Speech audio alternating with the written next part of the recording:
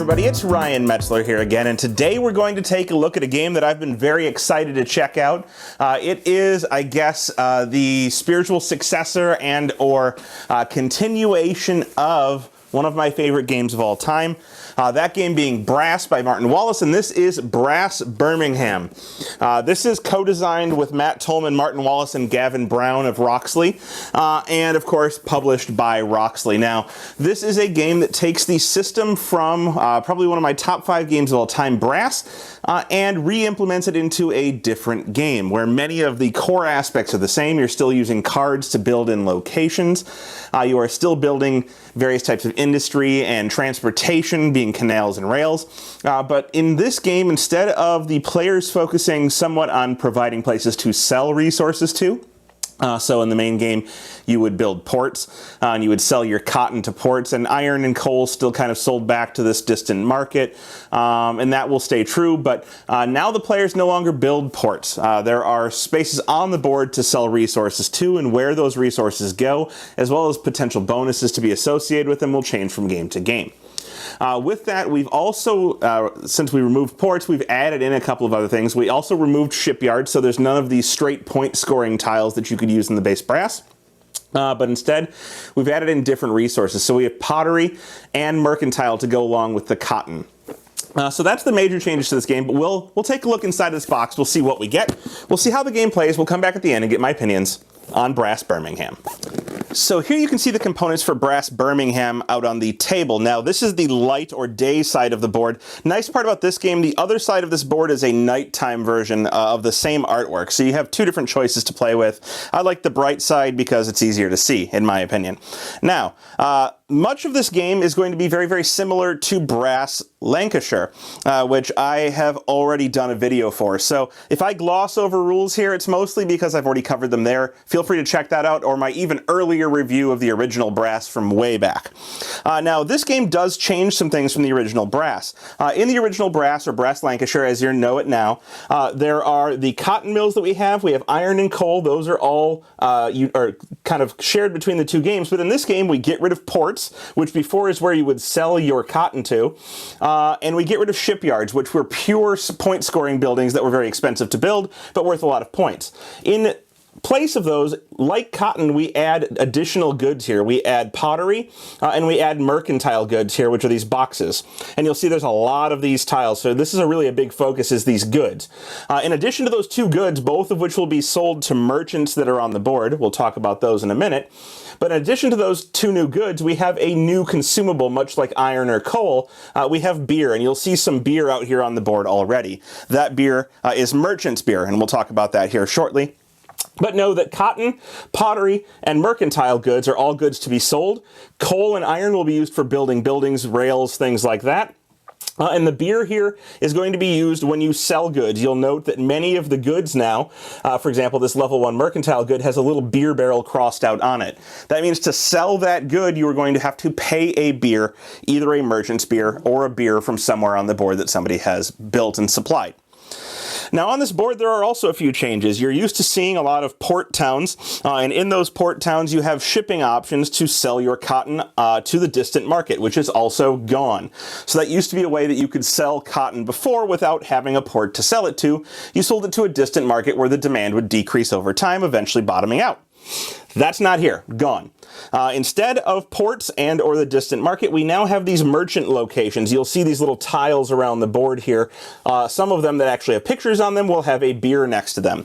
These get randomized throughout the game, at the start of the game, I should say, and they stay that way throughout the game, being the locations that you can sell particular goods to. For example, cotton to these two, or a mercantile good up here, or this one here that takes pottery, cotton, or mercantile goods. So you'll see that can change the dynamic of the board from one game to the next. Aside from those changes, the board is much the same between the old Brass and the new Brass. Obviously different locations, some of them overlapping, but in reality the layout the same. Some having canal connections that you can do in the first era of the game, some only having rails that you can only build in the second era of the game.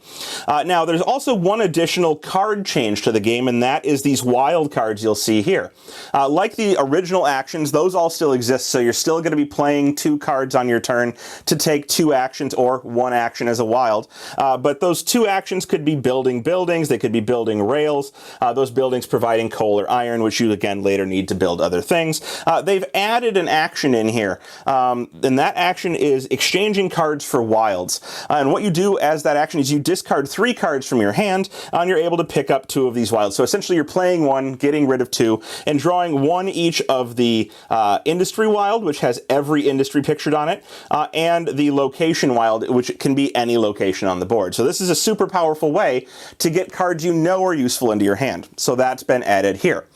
The core dynamic of the game, however, is the same. You're going to be building different industries in order to supply coal and iron, or beer in this case, to supply other buildings. And those buildings will be things like the pottery or the cotton or the mercantile that you're going to try and sell to these merchants out here. So instead of connecting to the ports like before, you will build into one of these merchant locations. For example, I'm going to butcher the name of this one, so let's talk about Oxford over here. So I could build into Oxford, and if I have a pottery somewhere out on the board, or somebody else has a pottery out on the board, once Oxford has been built in and connected to, you can sell to the merchant here. The first time you sell, you'll see he has a beer already here. So when you sell pottery, it tells you right on the tile, you must consume a beer to do so. If the merchant you're selling to has a beer, you can use his beer. And for using his beer, you're going to get the one-time merchant bonus, which is right here. So you'll see in Oxford, that is an original, or that is 2 income. In Redditch here, it's going to be, or sorry, Gloucester here, it's going to be a free develop, which if you've seen or played the other game, you would know about. Or 3 victory points, or 5 money, or 4 victory points, depending on which one of these you're able to sell to. Now that location will consume its beer, but then you can continue to sell here. You just won't get the bonus. You'll only get the points for flipping your tile, or the income and eventual points for flipping your tile.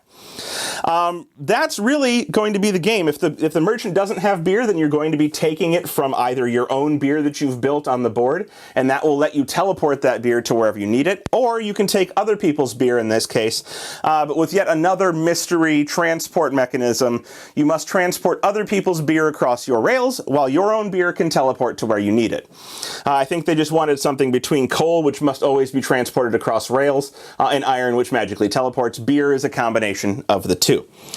Anyhow, you're going to go through one whole era building these buildings, trying to build these goods, utilizing maybe these wild cards in order to try and score the most victory points at the half by your built canals and your built industries, and then you will replenish the board and do it one more time in the rail era, and whoever has the most points at the end of the game, or the most money at the end of the game, will be the winner. And there you have it. That is Brass Birmingham, one of my most anticipated titles in quite some time. And I kept getting all kinds of tweets and text messages and Facebook messages about how much I was going to love this game. And you know what? I don't love it, but I also don't dislike it. And I guess what I'm going to say is, had I not played the original Brass so many times first, Brass Lancashire now as it is titled at this point in time, but Brass in the days before, if I hadn't played it first, I may have fallen in love with the Brass Birmingham version of this game. My main critiques, or not even critiques, there's nothing wrong with Brass Birmingham. I think the game is actually quite good. I'm just not as in love with it as I had expected that I would be, and that's because I am in love with the Brass Lancashire game. Now, the reason for this is that I have grown accustomed to the concept of building and delivering resources and places to deliver them to on my own. And while the interesting aspect of adding the merchant locations that are buying, be it pottery or mercantile goods or cotton to the board, along with that beer that you need in order to deliver it, and the beer being kind of one of the main new things, that beer that you need in order to sell certain goods to these merchants, unfortunately, you've taken away 2 of the things that we built in the previous game, the ports and the shipyards, and we've supplanted them with 2 different goods now. So now we have pottery and mercantile, and on top of that, we've added in beer. That would all be fine, except for now in a similarly sized board with a similarly sized deck of cards, but 2 additional resources that we're trying to build into. It feels much harder to develop past kind of the level 1 industries, and more so to adequately get the cards for either the locations or the industries you would like to build. I don't know why it feels like it's thinner or harder to get the appropriate cards for this, but it is. At least in my mind, right? And so now I'm struggling with this challenge of seeking through the deck to get the right cards. And it's taking me longer to do so, which makes me feel like I'm working less efficiently. What it really boils down to, since they've now added in the action where you can go and you can take wild cards, is that they've mitigated some of this additional diversity in cards, and they have now added on an extra action to somewhat, avoid that and take a turn to get cards that you know will serve the function that you need. Unfortunately, to me, it all just kind of comes off as additional complexity without additional benefit in my mind. The game before Brass is so mean, so streamlined, so well put together that I don't know that it needed these modifications. And yes, we're saying this isn't an additional Brass, this is a new game. And as a new game, I think it holds its weight. But as a Brass line game, in my opinion, I would say the first game, Brass Lancashire, is better.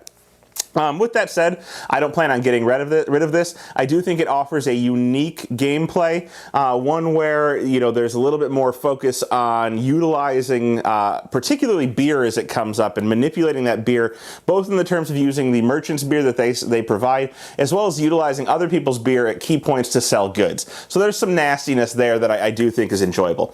Either way, what I have to boil this down to is I prefer the base game, more Brass Lancashire, but this one certainly has its own unique aspects and strategies to it that I think will make it something that comes from my table, or to my table, once in a while. So if that sounds good to you, check it out. That's Brass Birmingham.